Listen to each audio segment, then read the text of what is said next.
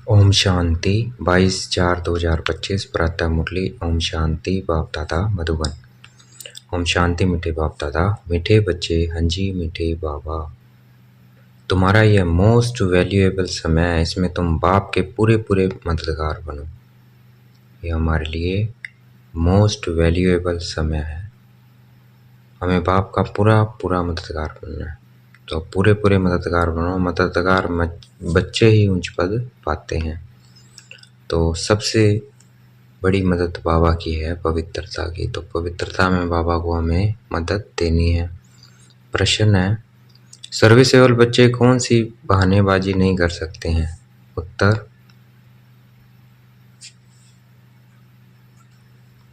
Serviceable बच्चे यह बहाना नहीं करेंगे कि बाबा यहाँ गर्मी है,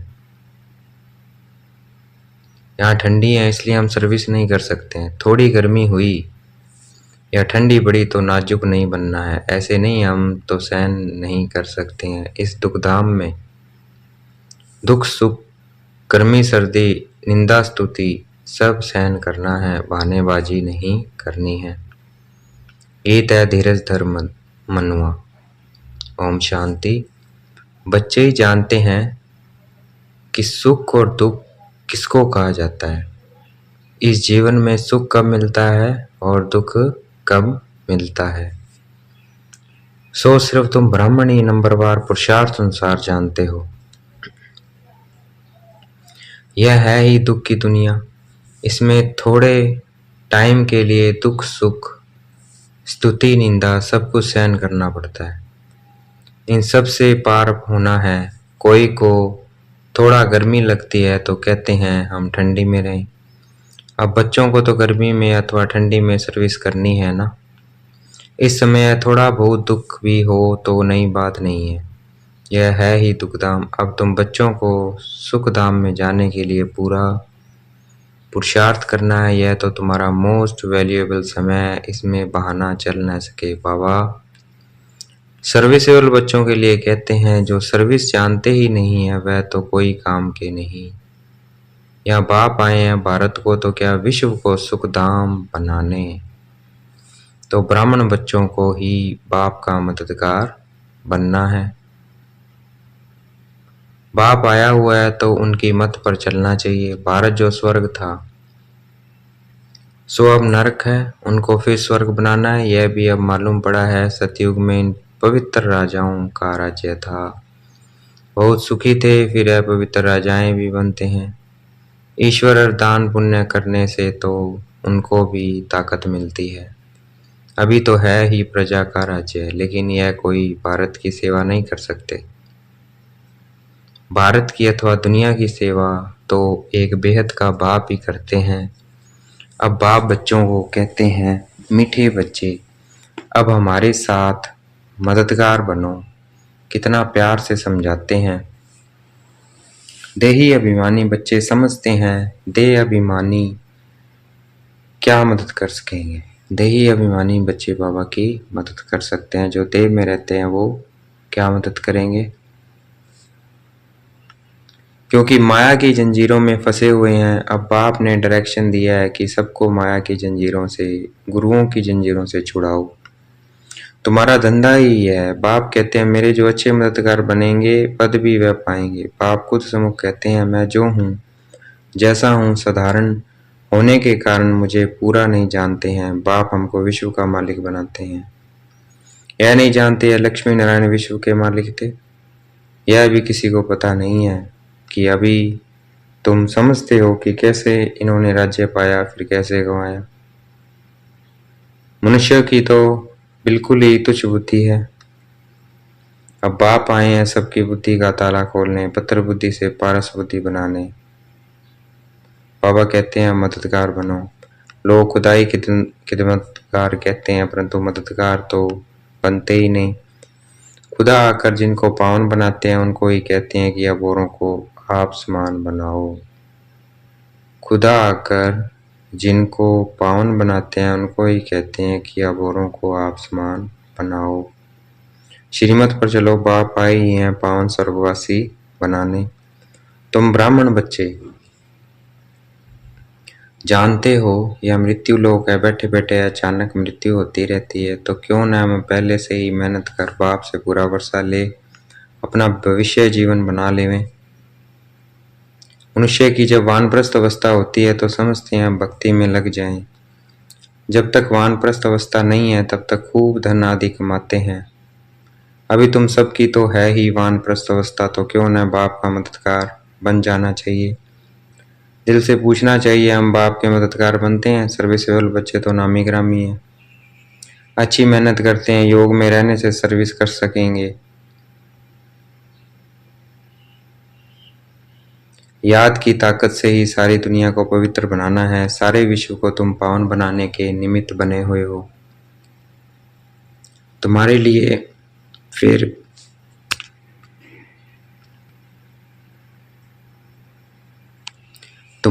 फिर पवित्र दुनिया भी जरूर चाहिए, इसलिए पतित दुनिया का विनाश होना है। अभी सबको यही बताते रहो कि देह अभिमान छोड़ो, एक बाप को ही याद करो, वही पतित पावन है। सभी याद भी उनको करते हैं। साधु संत आदि सब उंगली से ऐसे इशारा करते हैं कि परमात्मा एक है, वही सबको सुख देने वाला है। ईश्वर अथवा परमात्मा कह देते हैं, परंतु उनको जानते कोई भी नहीं। कोई गणेश को, कोई हनुमान को, कोई अपने गुरु को याद करते रहते हैं। अब तुम जानते हो वह सब हैं भक्ति मार्ग के।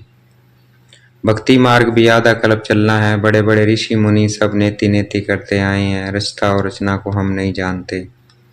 बाप कहते हैं वह त्रिकालदर्शी तो है नहीं, बीज रूप ज्ञान का सागर तो एक ही है। वह आते भी भारत में हैं, शिव जयंती भी मनाते हैं और गीता जयंती भी मनाते हैं। तो कृष्ण को याद करते हैं, शिव को तो जानते नहीं है। शिव बाबा कहते हैं पतित पावन ज्ञान का सागर तो मैं हूँ। कृष्ण के लिए तो कह न सके गीता का भगवान कौन। यह बहुत अच्छा चित्र है। बाप या चित्र आदि सब बनवाते हैं बच्चों के ही कल्याण के लिए। शिव बाबा की महिमा तो कंप्लीट लिखनी है, सारा मदार इन पर है। ऊपर से जो भी आते हैं वह पवित्र ही है। पवित्र बने बगैर कोई जा न सके। मुख्य बात है पवित्र बनने की, वह है ही पतित धाम।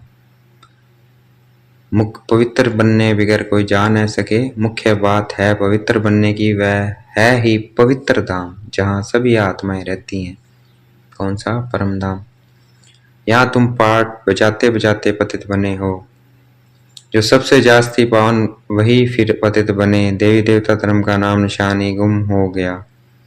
देवता धर्म बदल हिंदू धर्म नाम रख दिया है। तुम ही स्वर्ग का राज्य लेते हो और फिर गंवाते हो। हार और जीत का खेल है।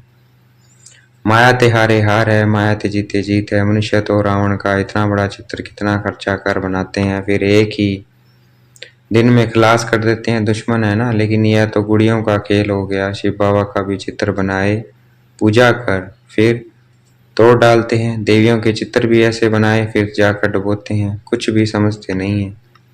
अब तुम बच्चे बेहद की हिस्ट्री ज्योग्राफी को जानते हो कि यह दुनिया का चक्कर कैसे फिरता है। सतयुग त्रेता का किसी को भी पता नहीं है। देवताओं के चित्र भी गिलानी के बना दिए हैं। सतयुग त्रेता का किसी को पता नहीं है और देवताओं के चित्र भी गिलानी के बना दिए हैं। बाप समझाते हैं, मीठे बच्चे, विश्व का मालिक बनने के लिए बाप ने तुम्हें जो परहेज बताई है वह परहेज करो। याद में रहकर भोजन बनाओ। परहेज क्या बताई है? याद में रहकर भोजन बनाओ, याद में रहकर खाओ। बाप खुद कहते हैं, मुझे याद करो तो तुम विश्व के मालिक फिर से बन जाएंगे। बाप भी फिर से आया हुआ है। अब विश्व का मालिक पूरा बनना है। फॉलो फादर मदर, सिर्फ मदर तो हो नहीं सकता। सन्यासी लोग कहते हैं हम सब फादर हैं।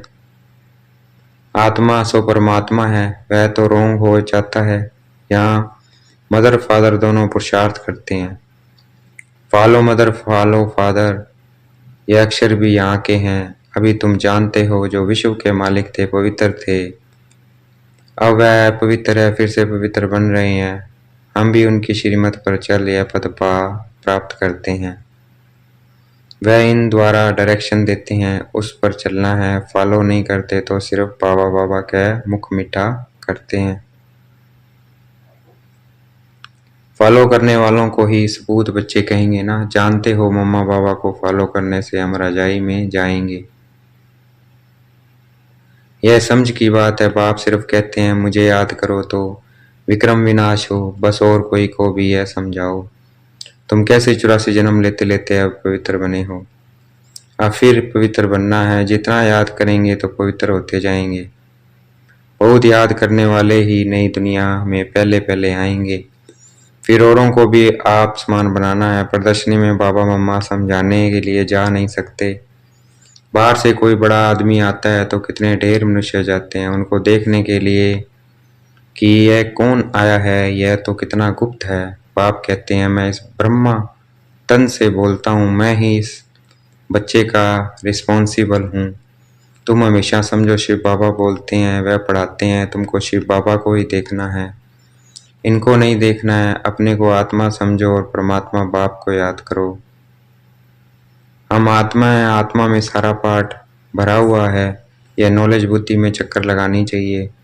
सिर्फ दुनियावी बातों में बुद्धि में होगी तो गोया कुछ नहीं जानते, बिल्कुल ही बदतर हैं। परंतु ऐसे ऐसे का भी कल्याण तो करना ही है। स्वर्ग में तो जाएंगे परंतु ऊंच पद नहीं, सजाएं खा कर जाएंगे। ऊंच पद कैसे पाएंगे वह तो बाप ने समझाया है। एक तो सुदर्शन चक्रधारी बनो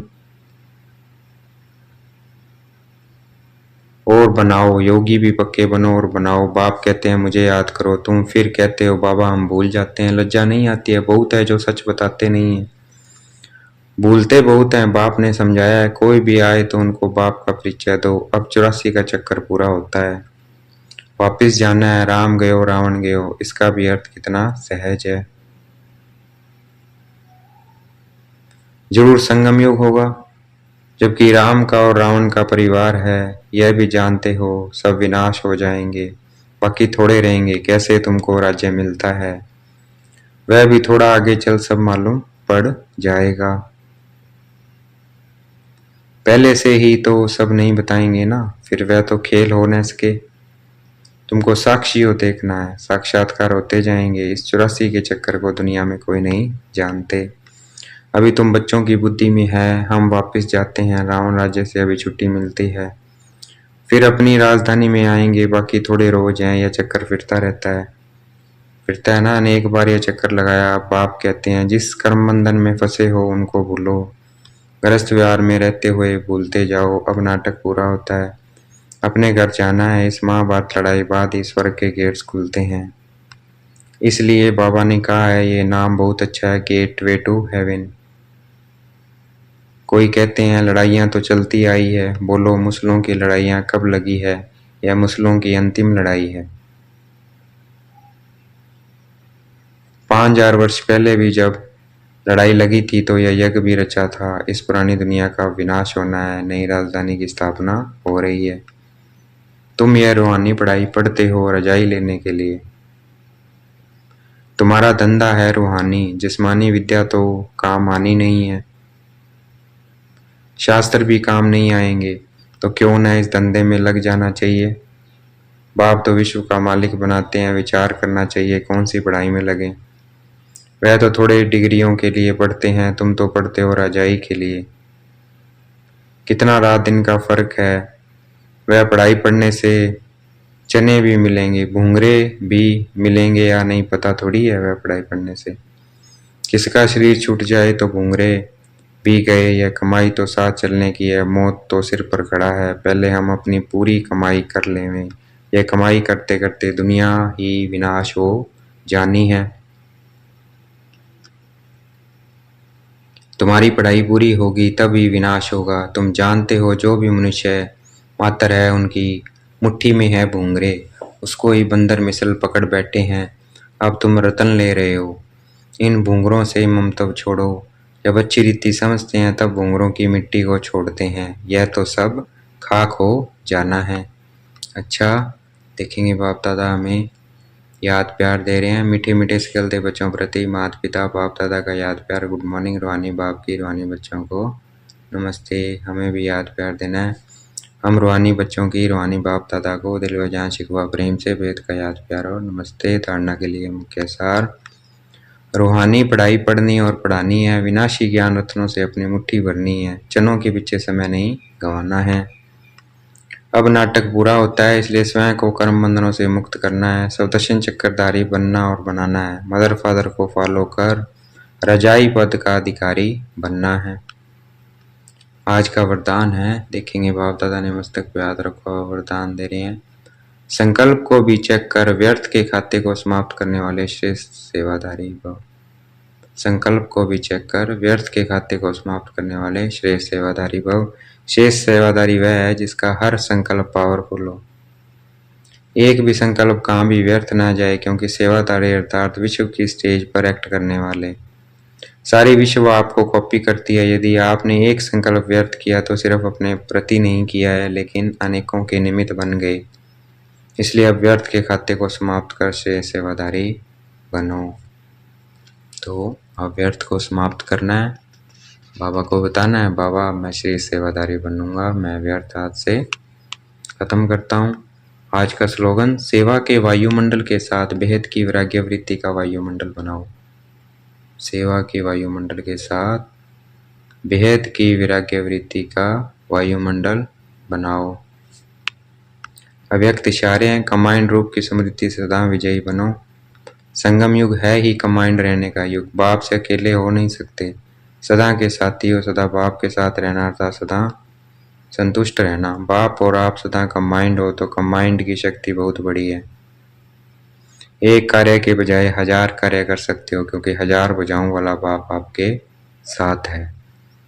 अच्छा, ओम शांति। शुक्रिया मीठे बाबा, शुक्रिया।